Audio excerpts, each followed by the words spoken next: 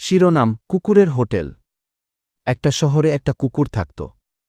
সবসময় ক্ষুধার্ত, কিন্তু কেউ তাকে এক টুকরো খাবারও দিত না। তাই কুকুরটা ভাবল, ক্ষুধায় তো মরা যাবে, কাজ শুরু করি। সে রাস্তার ধারে গাড়ি পাহারা দিল, রেস্টুরেন্টের বাইরে দাঁড়িয়ে ডেলিভারি করল, লোকের জুতো পাহারা দিল। দিন যায়, রাত যায়, অবশেষে সে অনেক টাকা জমায়। একদিন সবাই দেখে ওই কুকুরটাই এখন হোটেল মালিক। নাম দিয়েছে ভুকু হোটেল। এবং জানো মজার কথা, ওখানে রাস্তার সব পশুর জন্য ফ্রি খাবার। যারা একসময় আমায় খেতে দেয়নি, আজ তাদেরই আমি খাওয়াই। কুকুরটা গর্ব করে বলে।